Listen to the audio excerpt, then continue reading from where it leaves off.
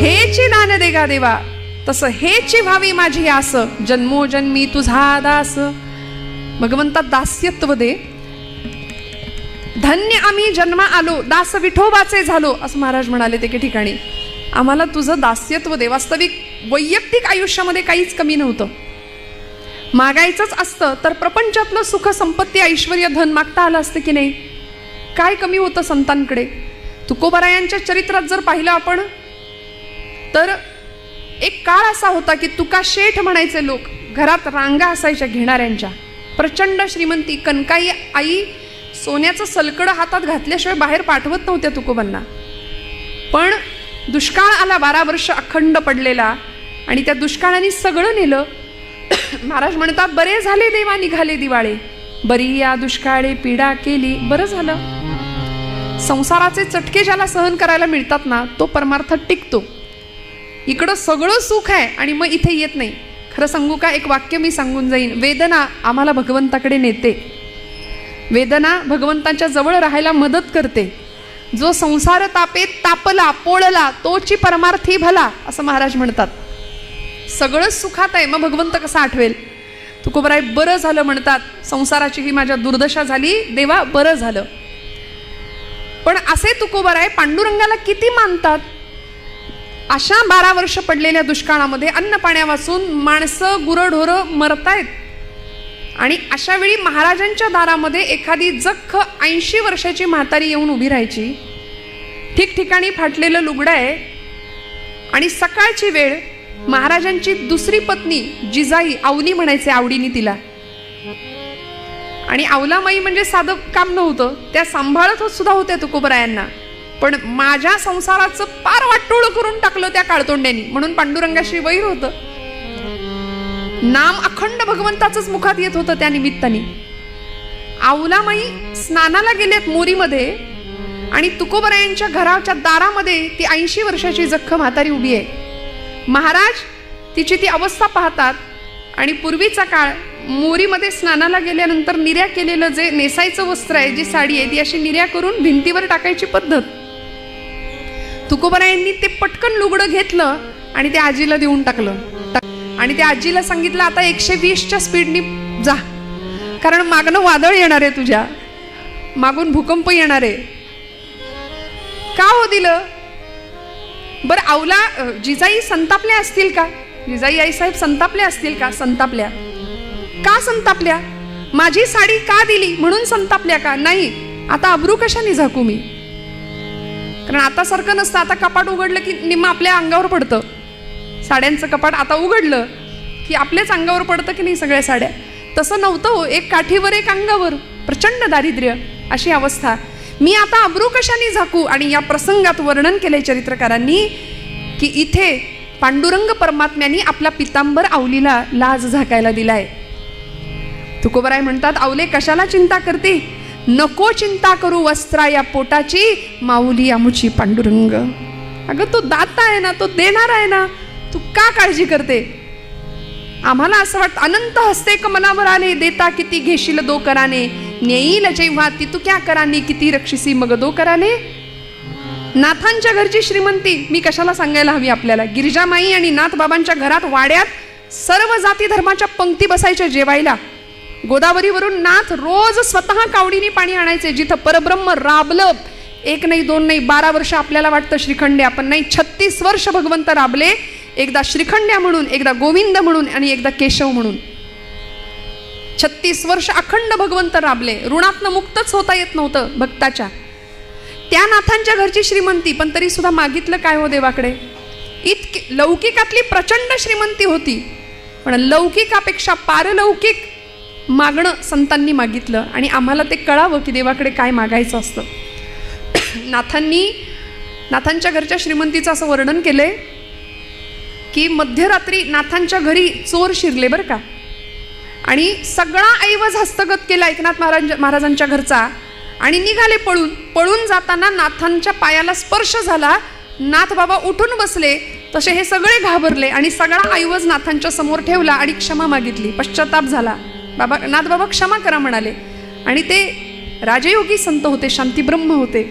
नाथ महाराज म्हणाले, काळजी करू नका, हे तुम्ही कष्टाने जमा केलंय की नाही ते तुमचं आहे, आता तुम्ही घेऊन जा, याचा मला काही उपयोग नाही, पण इथून पुढे माझ्या भगवंताचं नाम घ्या, तुम्हाला काही कमी पडणार नाही.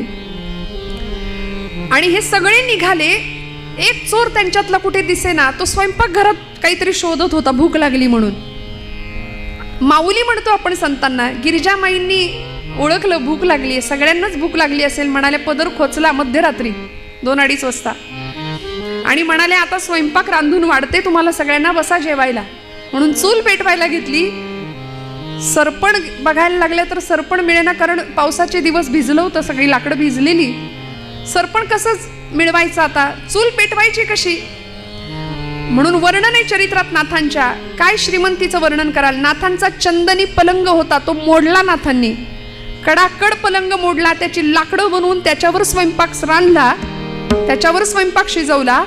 आणि जावयाच्या थाटात चोरांना सुद्धा जेव घालणारे शांतीब्रह्म एकनाथ महाराज होते, गिरिजामाई होत्या. आमच्याकडे एखादी चंदनाची वस्तू असेल तर आम्ही किती लोकांना दाखवत सुटतो, चंदनाचं आहे, चंदनाचं आहे. नाथांकडे पलंग चंदनाचा, तो मोडला, चुलीत घातला. एवढी प्रचंड श्रीमंती होती. मला सांगायचं एवढंच आहे की लौकिकातली श्रीमंती संतांकडे होती. समर्थ रामदास स्वामी म्हणतात, प्रपंची असावे सुवर्ण, परमार्थी पंचीकरण. प्रपंच फटका तुटका करणं हे संतांना सुद्धा मान्य नव्हतं. उत्तमच प्रपंच झाला पाहिजे, पण आसक्ती कशाची धरावी. जन्मोजन्मी तुझा दास. आणि हे दास्यत्व सहजासहजी मिळत नाही. जन्मोजन्मी आम्ही बहु पुण्य केले, जन्मोजन्मी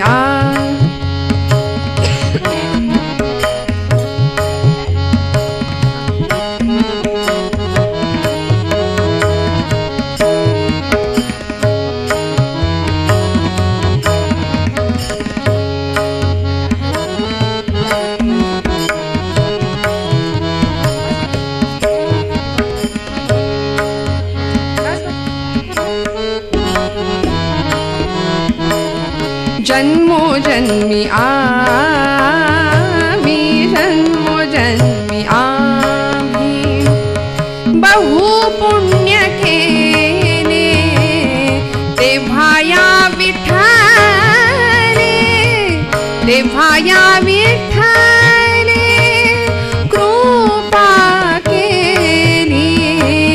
जन्मोजन्मी आम्ही, जन्मोजन्मी आम्ही, जन्मोजन्मी आम्ही.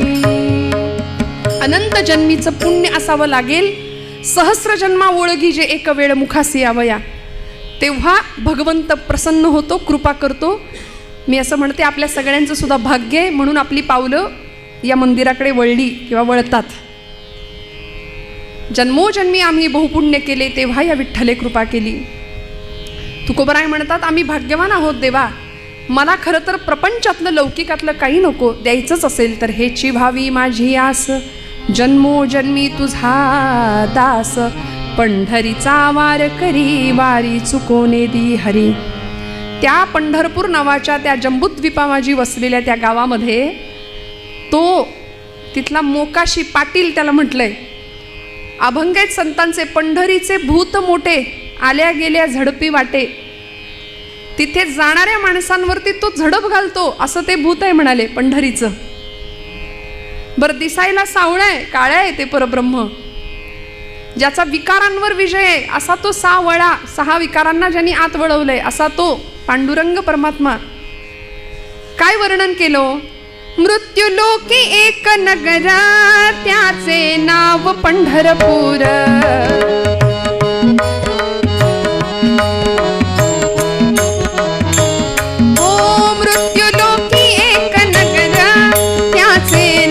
पंढरपूर तेथील मोकाशी उभा असे विटेवर, पुंडलिक भक्त राजा शोभे चंद्रभागा तीर.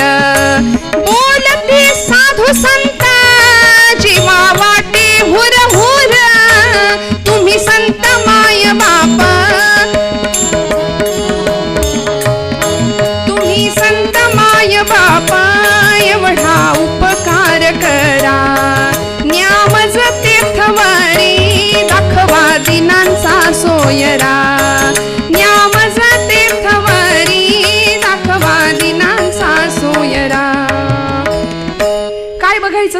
पंढरपूरला जाऊन. तिथला तो जो पाटील आहे, मोकाशी म्हटलंय त्याला, तो उभा आहे 28 युगांपासनं. ते सावळ परब्रह्म डोळ्यामध्ये बघावं. अजून काय मागितलं हो? पंढरीचा वार करी, वारी चुकोने दी हरी. संत संग सर्व काळ, अखंड प्रेमाचा कल्लोळ. संतांचा संग मागितला. आणि जो अत्यंत दुर्लभ आहे.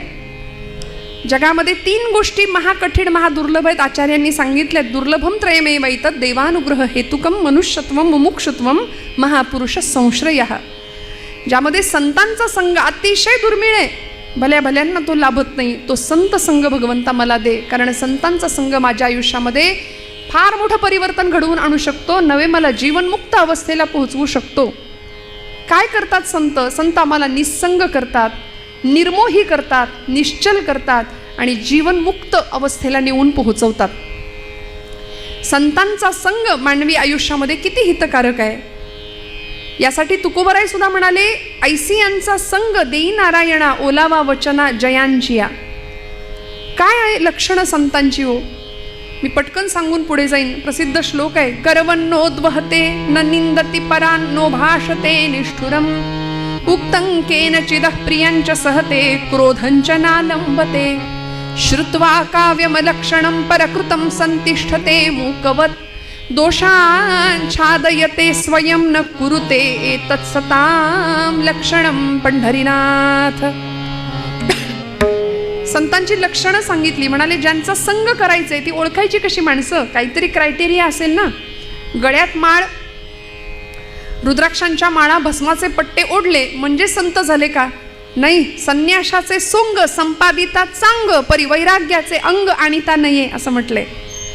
वरवर बाह्यांगाला आम्ही बऱ्याचदा भूलतो, फसतो, पण खरं संतांचं अंतःकरण आम्हाला ओळखता यावं. समर्थ मनोबोधात म्हणतात, नव्हे चेटकी चाळको द्रव्य भोंदू, नव्हे निंदकू मत्सरू भक्ती मंदू, नव्हे उन्मत्तू वेसनी संगबाधू, जगी ज्ञानिया तोची साधू अगाधू. कसा ओळखायचा संत साधू? गर्वन्नोद्वहते. पहिली गोष्ट, गर्व नाही. संतांकडे कधीच गर्व नाही. मला असं परवाच एक विधान व्हॉट्सॲपवर सांगायला काय हरकत आहे, वाचायला मिळालं. व्हॉट्सॲप नावाचं विद्यापीठ पण कधी कधी फार चांगलं असतं नाही का? कधी चांगले विचार ऐकायला वाचायला मिळतात. असं वाक्य आलं, म्हणाले काही माणसं लाखात एक असतात, काही माणसं लाखात एक असतात, काहींकडे लाखो असतात पण ती माणसात नसतात. त्यामुळे ऐहिक संपत्तीतच आम्ही इतके रमतो. संतांकडून काय घ्यायचो? किती कळवळ आहे जीवना परिस्थितीविषयीचा, समाजाविषयीचा. कुठल्याही परिस्थितीचा गर्व नाही. गर्वन्नोद्वहते न निंदति परान्. दुसऱ्याची निंदा ज्याच्या चित्ताला सुद्धा शिवत नाही. आमच्या बाबतीमध्ये सकाळी उठल्यापासून रात्री झोपेपर्यंत आपण आपलंच आत्मपरीक्षण करावं की आमची वाणी अनेकांची निंदा करण्यामध्ये किती दूषित करतो.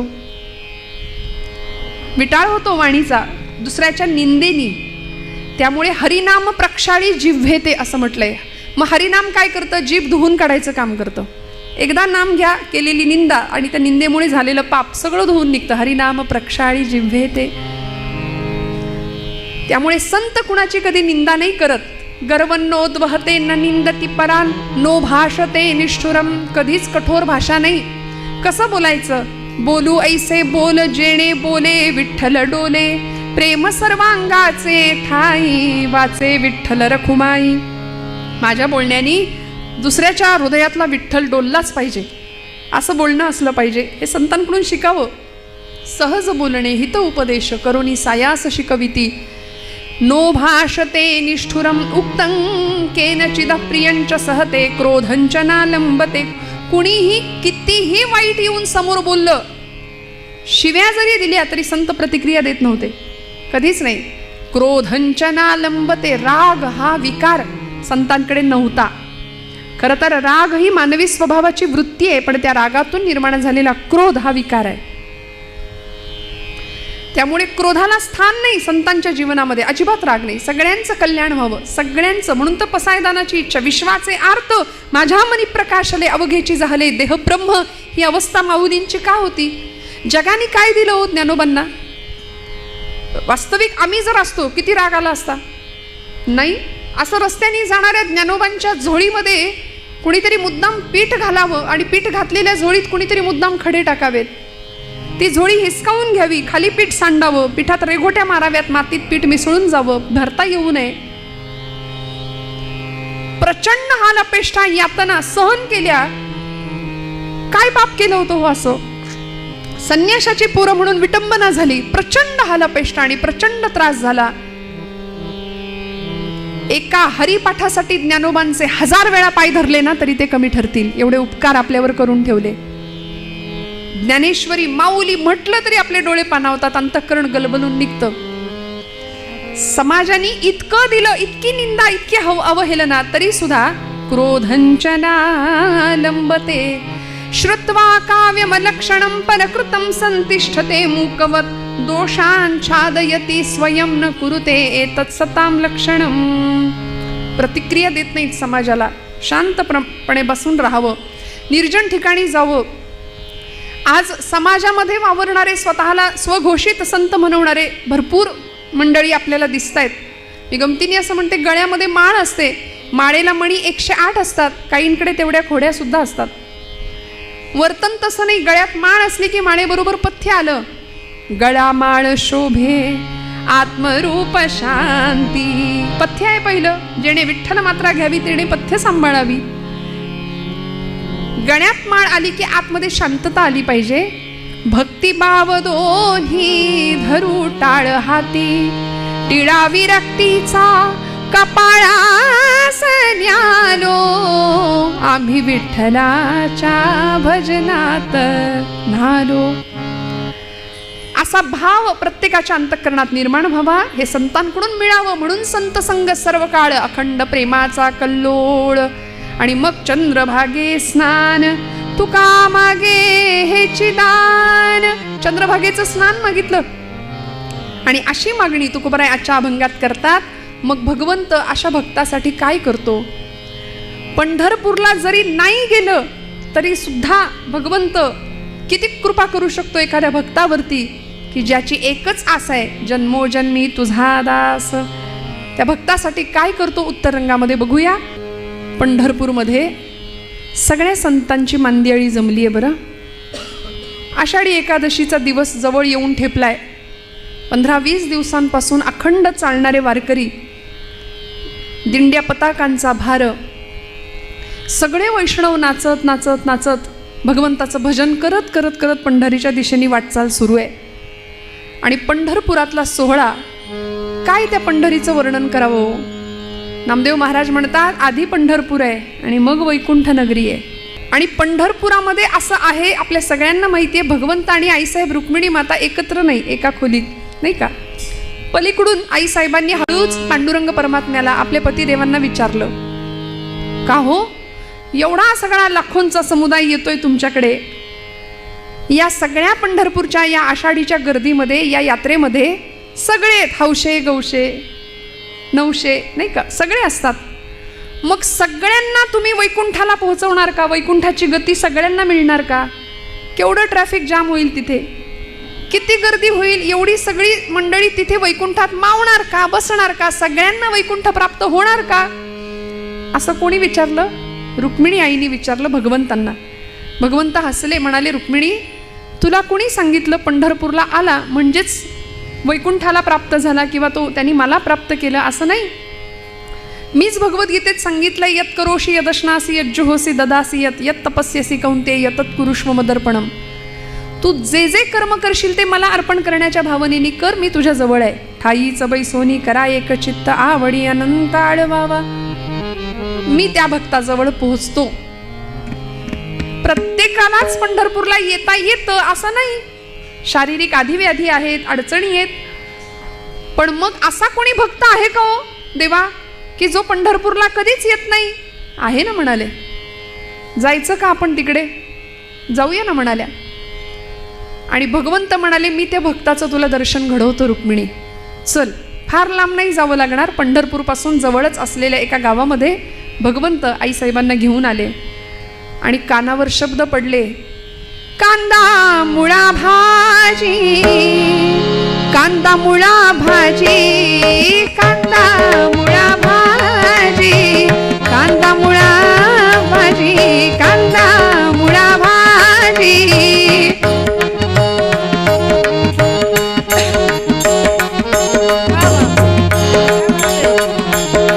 कांदा मुळा भाजी, कांदा मुळा भाजी, अवघी विठाई माझी, अवघी विठाई माझी, अवघी विठाई माझी, अवघी विठाई माझी, अवघी विठाई माझी, अवघी विठाई माझी.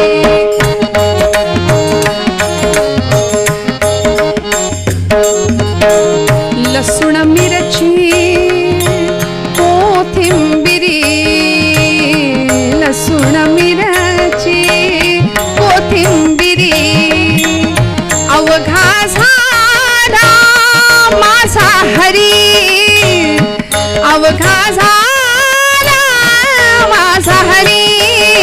कांदा मुळा भाजी, कांदा मुळा भाजी, कांदा मुळा भाजी, कांदा मुळा भाजी, अवघी विठाई माझी, अवघी विठाई माझी, अवघी विठाई माझी, अवघी विठाई माझी, अवघी विठाई माझी, अवघी विठाई माझी. सावत्याने केला मळा, विठ्ठला पायी रोविला गळा.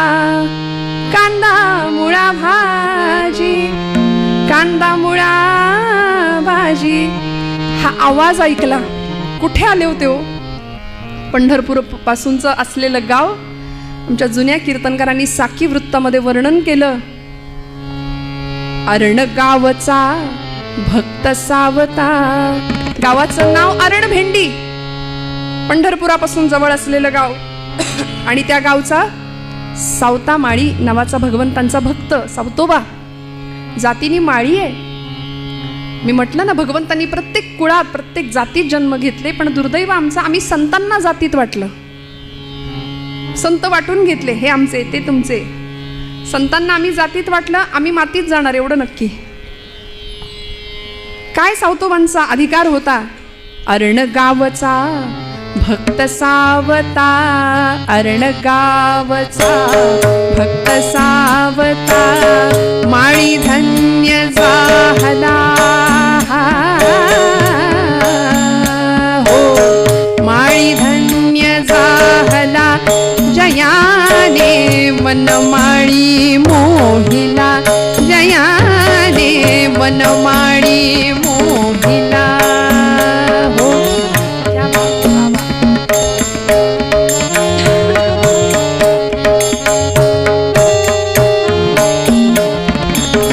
विश्वी भरला विश्वंभर तो,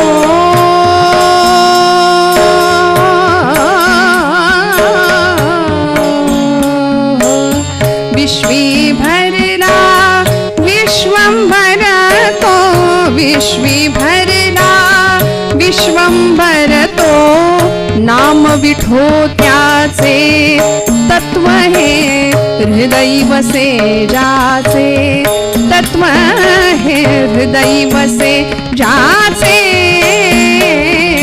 अरण गावचा भक्त सावता, माळी धन्य झाला, जयाने वनमाळी मोहिला, जयाने वनमाळी मोहिला, जयाने वनमाळी मोहिला. या अरणगावचे भक्त सावतोबा पांडुरंगाचे निष्ठावंत भक्त आहेत.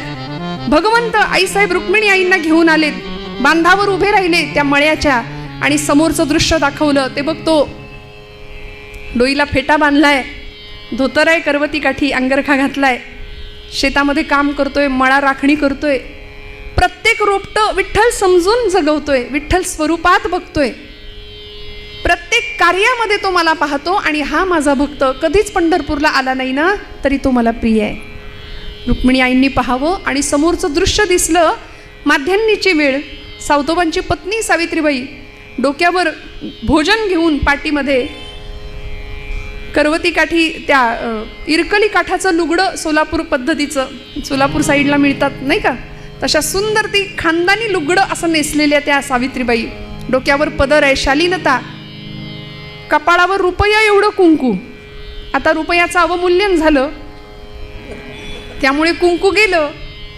आणि पूर्वीच्या महिला किंवा आपण वारीमध्ये सुद्धा अशा काही महिला पाहतो की अगदी रुपया एवढं कुंकू कपाळाला, असं सुंदर, फार अलंकार नाही हो, गळ्यामध्ये एकच सौभाग्याचा अलंकार. आणि प्रचंड सुंदर असं ते रूप सावित्रीबाईंचं. आल्या, डोक्यावर जेवण होतं, भोजन होतं, ती पाटी भोजनाची खाली ठेवली आणि सावतोबांना सांगितलं, कारभारी ऊन बरीच डोक्यावर आले, ती बैलासनी मोकळं करा, त्यांना चारा पाणी घाला आणि बसा बरं जेवायला. काय आनंद असेल ना या जेवणाचा, कल्पना करा ना.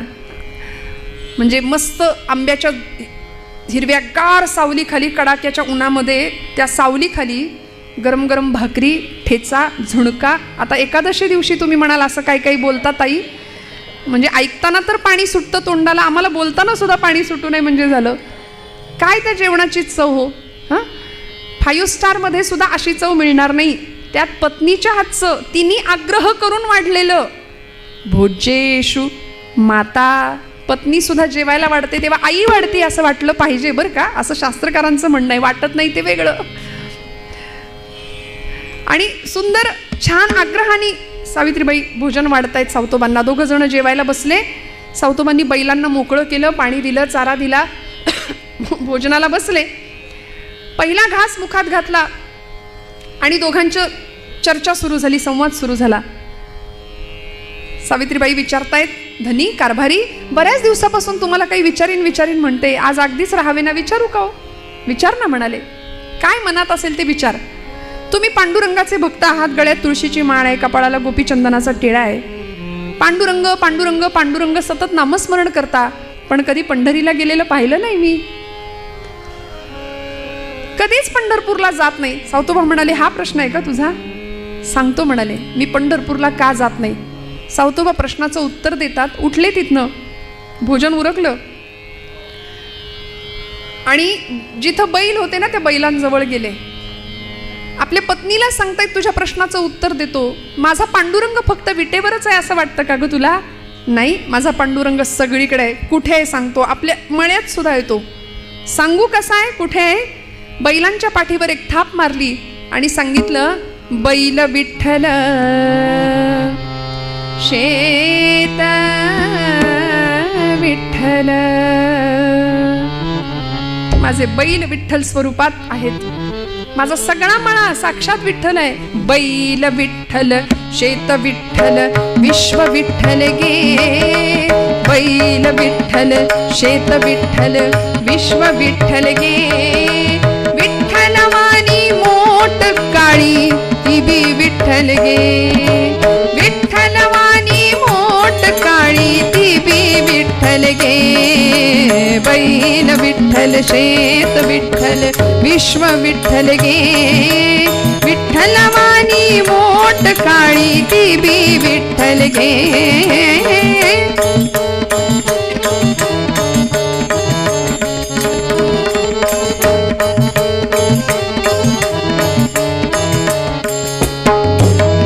पोपट राघू मोर मैना चिमणी विठ्ठल गे. चिमणी वाणी नागू माझी ती बी विठ्ठल गे. वृक्ष विठ्ठल वापी विठ्ठल वेली विठ्ठल गे. वेली वाणी सखये माझी तू बी विठ्ठल गे. बैल विठ्ठल शेत विठ्ठल विश्व विठ्ठल गे. विठ्ठलवाणी मोठ काळी देवी विठ्ठल गे. विठ्ठलवाणी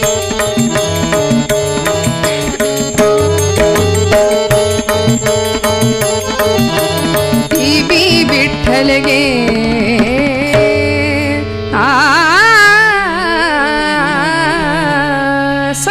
विठ्ठल स्वरूप आहे. सर्व चराचर सूर्य चंद्र गे गमते विठ्ठल गे, विठ्ठलाचा दास सावत्या त्यो बी विठ्ठल गे. सगळं विठ्ठल.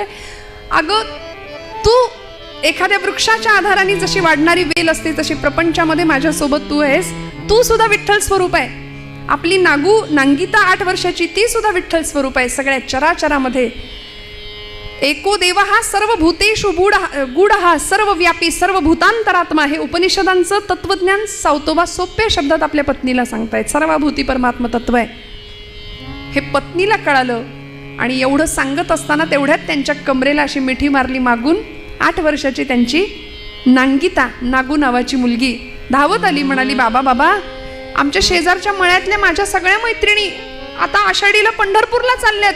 बाबा आपण पण जाऊया ना पंढरीला. आता पत्नीला सांगितलेलं तत्वज्ञान या मुलीला कसं कळणार, म्हणून तिच्या भाषेत सावतोबा सांगतात, नागू अगं वेडे, आपण पंढरपूरला जात नाही ग. बाबा का नाही जातो? आपण जात नाही कारण हा जो मळा आपण राखतो की नाही, हा मळा पांडुरंगाचा आहे. काय सुंदर शिकवावं. कुळी कन्या पुत्र होती जे सात्विक तयांचा हरिख वाटे देवा. काय संस्कार असावेत. आपण सगळं जमवतो, इतकं जमवतो, पण हे सगळं त्याचं आहे हे आपल्याला कधी कळणार. हा सगळा मळा पांडुरंगाचा आहे हे सावतोबा नागूला सांगतायत. आपण त्याचं कुळ म्हणून काम करतो. सावतोबांना नागू हुशार होती. ती म्हणाली, बाबा कुळ म्हणून काम करतो तर मग आपला मालक झाला तो. हो, आपला मालक आहे तो, तसा तर तो जगाचा मालक आहे. मग येत नाही कधी खंडणी वसूल करायला, वाटा मागायला, हिस्सा मागायला आलं पाहिजे ना त्यांनी. आता प्रश्न पडला सावतोबांना. सावतोबा म्हणाले, नागू येईल बरं का, पांडुरंग येईल, तू बोलाव. तू बोलावलंस की तो येईल. सावतोबांच्या मुखातनं साक्षात परमात्मा बोलून गेला, तू बोलाव, भगवंत येईल. त्या 8 वर्षाच्या लेकरांनी मनावर घेतलं बरं का. त्या 8 वर्षाच्या लेकरांनी तेवढंच मनावर घेतलं आणि ठरवलं, पांडुरंग मळ्यात आला पाहिजे, पांडुरंग मळ्यात आला पाहिजे. म्हणून पट पट पट पट परकर पोलक्यातली ती मुलगी परकराच्या ओच्यामध्ये पटापट भाजीच्या पेंड्या बनवून अशा घेतल्या आणि दिंड्या निघाल्या होत्या पंढरीच्या दिशेने. त्या दिंडीच्या एक दिंडी येताना दिसली. त्या दिंडीच्या समोर येऊन उभी राहिली आणि त्या दिंडीच्या मालकांना सांगू लागली, अहो पांडुरंग आमच्या मळ्याचा मालक आहे. बाबा म्हणतात की ही भाजी तू त्याला पोहोचव आणि माझा निरोप सांग, पांडुरंग येईल आमच्या मळ्यात. वारकरी दादा पंढरपूरला निघालात ना हो? ते म्हणाले, हो. मग माझं एक काम कराल, आमच्या मळ्यातली ही भाजी पांडुरंगाला द्याल का हो? सावतोबा सांगत होते, आपण जर पंढरपूरला गेलो तर लाखोंच्या संख्येने लोक इथं थांबतात. इथे आपण त्यांना शिधा देतो. हजारोंच्या मुखातनं पांडुरंग स्वतः इथं भोजन करतोय. मग आपण पंढरीला जाऊन कसं चालेल? ती नागू त्या वारकऱ्यांना सांगते, माझी एवढी भाजी पांडुरंगाला पोहोच कराल का? ते वारकरी उलट्या काळजाचे होते बरं का जरा. मी म्हटलं ना, ते म्हणाले, बाप तर जातच नाही कधी पंढरपूरला, आणि इथं आम्हाला तुझी भाजी न्यायला आम्हाला काही हमाल समजलीस, गडी समजलीस, चल बाजूला हो तिकडं. ढकलून दिलं तिला. सगळी भाजी पायाखाली तुडवत निघून गेले हो. सावतोबा म्हणतात, एवढ्याशा लेकरात पांडुरंग दिसला नाही, विटेवर कसा दिसेल? आणि हे भगवंतांनी खरं करून दाखवलं. सगळे निघून गेले. रडायला लागली. सगळी भाजी चुरगळून गेली, पायाखाली खराब झाली. पुन्हा आली. बाबांना सांगते, बाबा भाजी खराब झाली. सावतोबा म्हणतात, काळजी करू नको, पुन्हा घे, पुन्हा उभी राहा आणि पांडुरंगाला भाजी पोहोच होते का बघ. पण या मुलीचा संकल्प असा होता, निश्चय असा होता की वाटेल ते झालं तरी पांडुरंगाला भाजी पोहोचल्याशिवाय मी जेवणारच नाही. अन्नाचा कण नाही, पाण्याचा थेंब नाही पोटात घेणार. हा 8 वर्षाच्या लेकराचा संकल्प आहे श्रोते हो. 8 वर्षाच्या लेकराचा संकल्प. नवमीचा दिवस संपला, दशमीचा दिवस संपला, संध्याकाळची वेळ, डोळे खोल गेले, पोट खपाटीला गेलं, पोटात अन्नाचा कण नाही. 2 दिवस त्या पोरीच्या, पण पांडुरंगाला भाजी पोच झाली पाहिजे हा संकल्प होता. पुन्हा उभी राहिली. सावतोबा सांगतायत, लेकरा 2 घास खाऊन घे. नाही नाही बाबा, पांडुरंगाला भाजी पोहोचली पाहिजे, पांडुरंगाला निरोप माझा व्यवस्थित पोहोचला पाहिजे. तिची ती अवस्था पाहिली. सावतोबा पांडुरंगाला अर्जव करतात, भगवंता तू माझ्या शब्दात मुखातून बोललास ना, तुची श्रोता वक्ता ज्ञानासी अंजन सर्व होणे जाणे तुझी हे हाती. आता तू बघ काय ते. आणि मग मात्र सहृदय दयागण भगवंताला सहन नाही झालं, वीट सोडावी लागली. आणि नुसते नाही, वारकऱ्याच्या वेशामध्ये दिंडी मालक बनून गळ्यामध्ये मृदंग वीणा घेऊन भगवंत 10 दिशाच्या दिक्पालांना वारकरी बनवलं. आणि भगवंत स्वतः दिंडी प्रमुख म्हणून समोरनं दिंडी घेऊन आले. जय विठ्ठल जय हरी विठ्ठल जय विठ्ठल बोला. जय विठ्ठल जय हरी विठ्ठल जय विठ्ठल. आवाज येऊ द्या, येऊ द्या आवाज सगळ्यांचा. जय विठ्ठल जय हरी विठ्ठल जय विठ्ठल जय हरी विठ्ठल.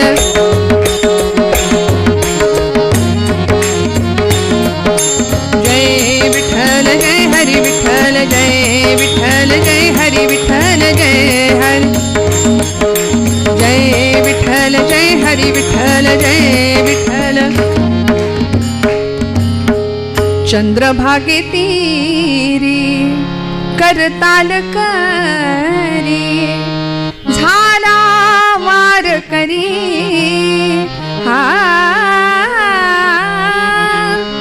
झाला वार करी रंगला भजनी हा श्री हरी. रंगला भजनी हा श्री हरी. रंगला भजनी हा श्री हरी.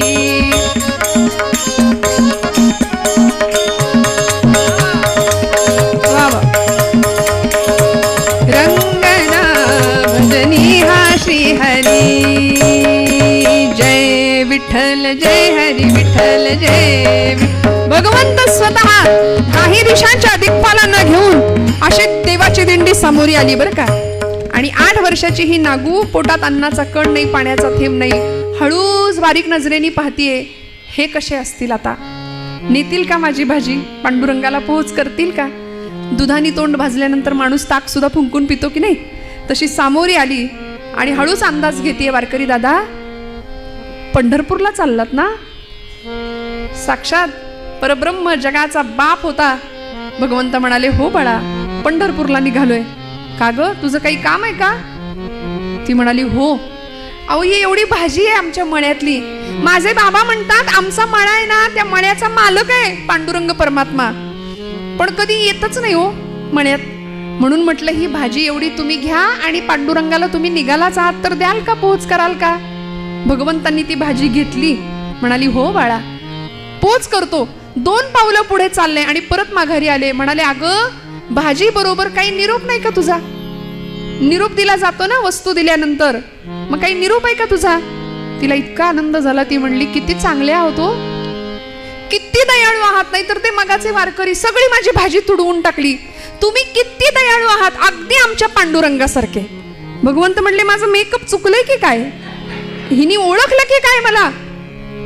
पण भगवंत म्हणतात, नागू काय निरोप आहे सांग. निरोप एवढाच आहे म्हणाले, दादा निरोप असा सांगा आमच्या पांडुरंगाला की तुझा मळा आहे की नाही, तू मालक आहेस की नाही, मग आलं पाहिजे की नाही कधीतरी.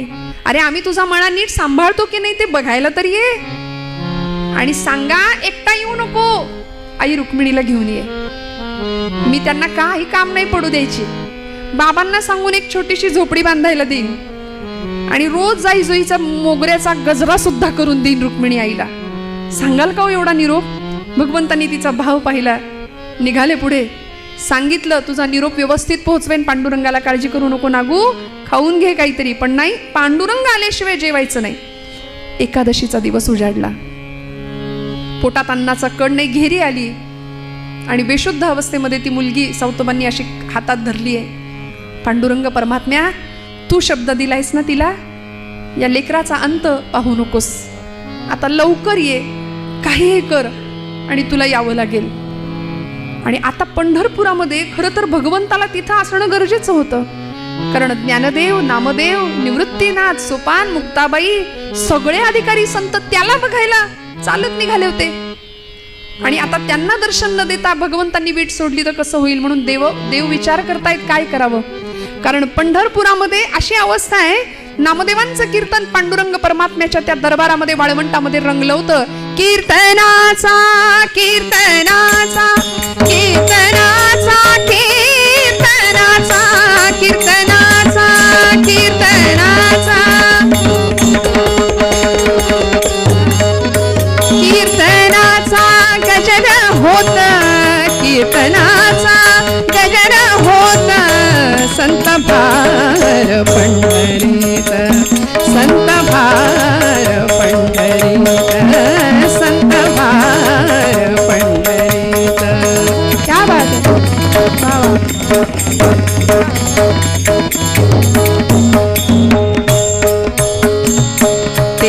असे देव उभा, तेथ असे देव उभा.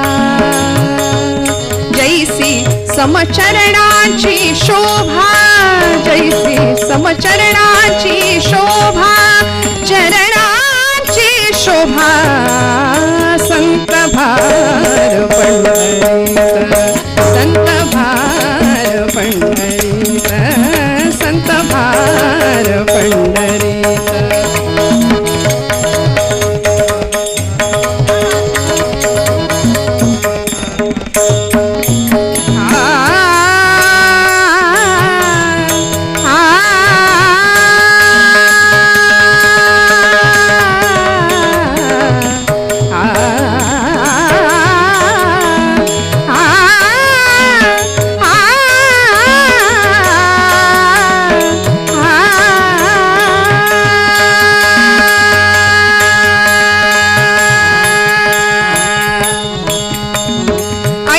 संता शरण जावे, ऐशा संता शरण जावे,